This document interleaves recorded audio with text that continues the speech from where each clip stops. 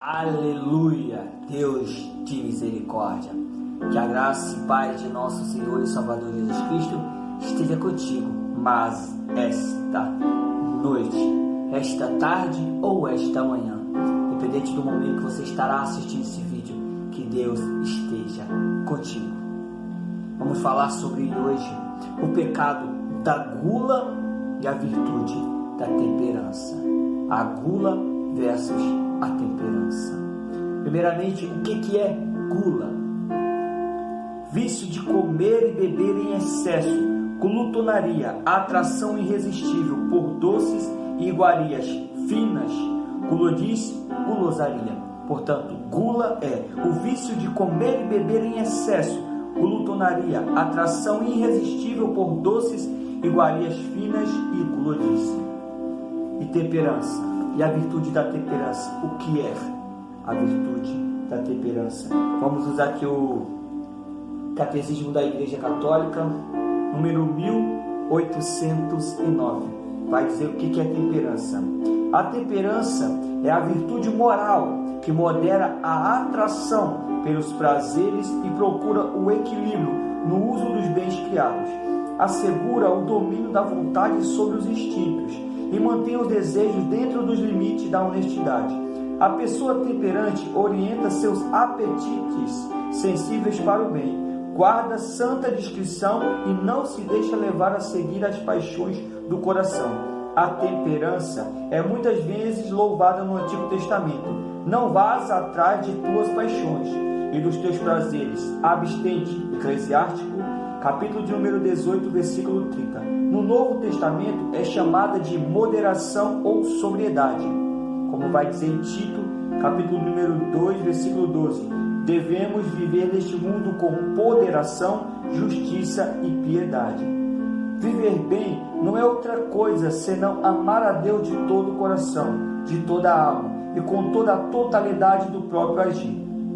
Dedicar-lhe um amor integral pela temperança, que nenhum infortúnio poderá abalar, o que depende da fortaleza, que obedece exclusivamente a ele, e nisso consiste a justiça, que vela para discernir todas as coisas com receio de deixar-se surpreender pelo ardil e pela mentira, e isto é prudência. Santo Agostinho, que escreveu esta última parte, e como podemos ver, estamos falando sobre o pecado da gula e a virtude da temperança. Mas antes de começarmos aí na nossa Bíblia, em alguns versículos, sobre o pecado da gula e a virtude da temperança, de fato, vamos ver o que é pecado e o que é virtude. Segundo o Catecismo da Igreja Católica, pecado é, lá no número 1849, o pecado é uma falta contra a razão, a verdade, a consciência reta. É uma falta ao amor verdadeiro para com Deus e para com o próximo, por causa de um apego perverso a certos bens. Fere a natureza do homem e ofende a solidariedade humana. O pecado foi definido como uma palavra, um ato ou um desejo contrários à lei eterna. E também vai dizer no número 1850, o pecado é a ofensa a Deus. Contra ti, só contra ti eu pequei, eu fiz o que é mal a teus olhos, como vai dizer o Salmo 51, versículo 6.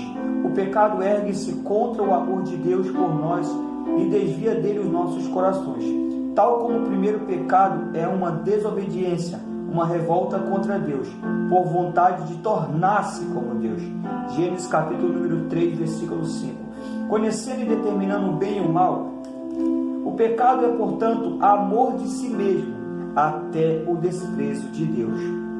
Por essa exaltação orgulhosa de si, o pecado é diametralmente contrário à obediência de Jesus, que realiza a salvação. Portanto, o pecado é uma ofensa para com Deus, que tanto nos tem amado.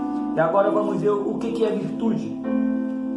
Parágrafo de número 1803 e 1804 vai dizer que a virtude: quanto ao mais, irmãos, ocupai-vos com tudo o que é verdadeiro, digno de respeito ou justo, puro, amável ou honroso, contudo, o que é virtude ou louvável. Filipenses, capítulo número 4, versículo 8. A virtude é uma disposição habitual e firme para fazer o bem. Permite a pessoa não só praticar atos bons, mas dar o melhor de si, com todas as suas forças sensíveis e espirituais. A pessoa virtuosa tende ao bem, o procura e o escolhe na prática. O objetivo da vida virtuosa é tornar-se semelhante a Deus. Portanto, aqui vemos que a virtude é tornar-se semelhante a Deus, servindo-se daquilo que Deus nos permitiu para ajudar o nosso próximo. O pecado, pelo contrário, é uma ofensa a Deus, é um afastamento de Deus. Prossigamos no número 1804. As virtudes humanas são atitudes firmes, disposições estáveis, perfeições habituais da inteligência e da vontade que regulam nossos atos, ordenando nossas paixões e guiando-nos segundo a razão e a fé. Propiciam assim facilidade, domínio e alegria para levar uma vida moralmente boa. Pessoa virtuosa é aquela que livremente pratica o bem. As virtudes morais são adquiridas humanamente, são os frutos e a semente de atos moralmente bons. Dispõe todas as forças do ser humano para entrar em comunhão com o amor divino. Portanto, as virtudes nos aproximam de Deus, o pecado nos afasta. Agora vamos ver na Bíblia um exemplo de gula e de virtude da temperança, virtude da temperança e o pecado da gula. Vamos, como o pecado da gula, vamos usar o exemplo de Esaú. Capítulo número 25 de Gênesis, versículos 29 até o 34. Vai dizer o seguinte: Gênesis, capítulo de número 25, versículos 29 ao 34. Um dia em que Jacó preparava um guisado, voltando Esaú fatigado do campo, disse-lhe: deixa-me comer um pouco dessa coisa vermelha, porque estou muito cansado. É por isso que puseram o nome a Esaú, Edom. Jacó respondeu-lhe: vende-me primeiro o teu direito de primogenitura. Morro de fome, que me importa o meu direito de primogenitura?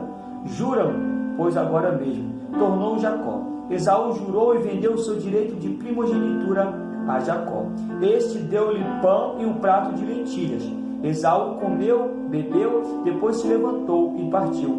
Foi assim que Esaú desprezou o seu direito de primogenitura. Portanto, aqui vemos Esaú vendendo o seu direito de primogenitura por uma sopa de ervilhas e um pedaço de pão.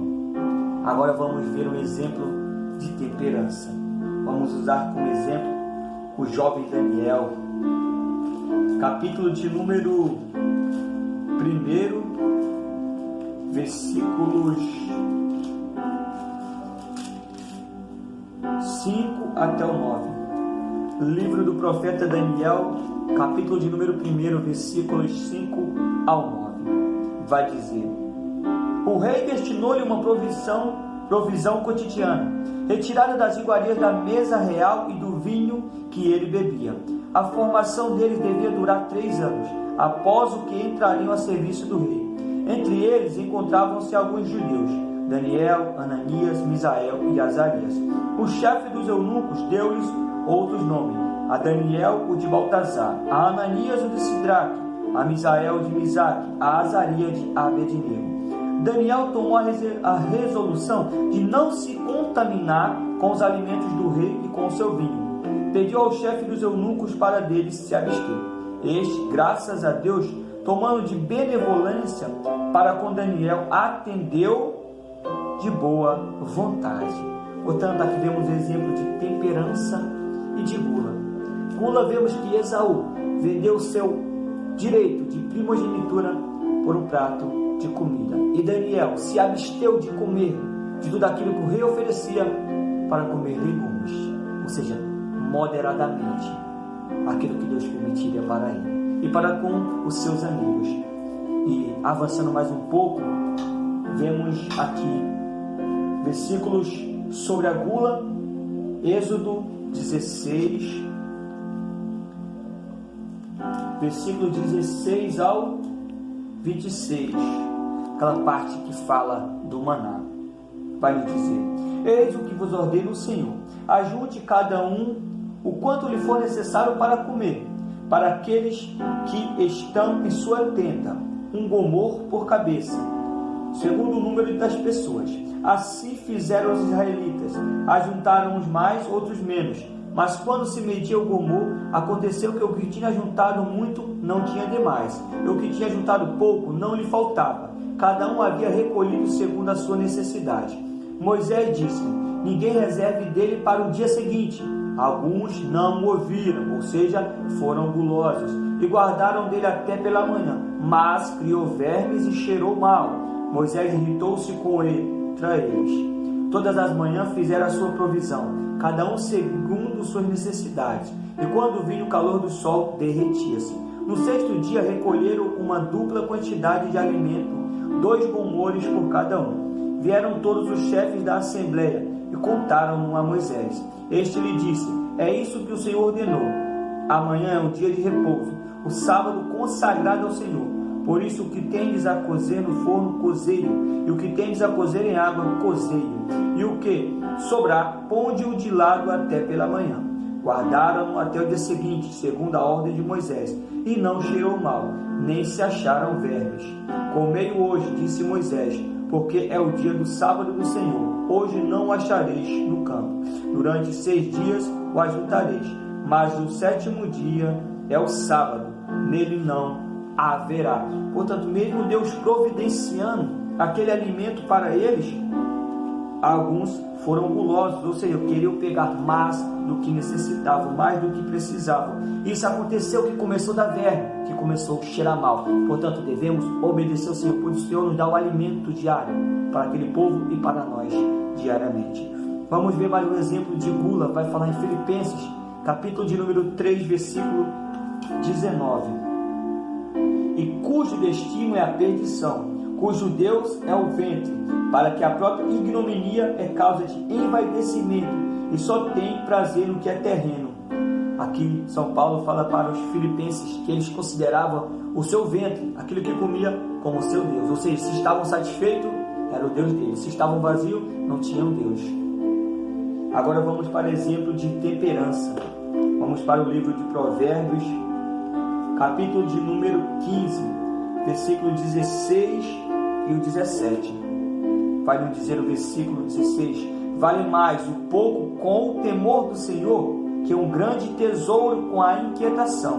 Mais vale um prato de legume com amizade que um boi cevado com ódio. Também vemos em Provérbios, capítulo de número 30, versículo 7 ao 9. Vai nos dizer: eu te peço 2 coisas. Não me negues antes da minha morte. Afasta de mim a falsidade e mentira. Não me des nem pobreza, nem riqueza. Concede-me o pão que me é necessário, para que saciado eu não te renegue e não diga: quem é o Senhor? Ou que pobre eu não roube e não profane o nome do meu Deus. Portanto, peçamos a Deus temperança, ou seja, equilíbrio.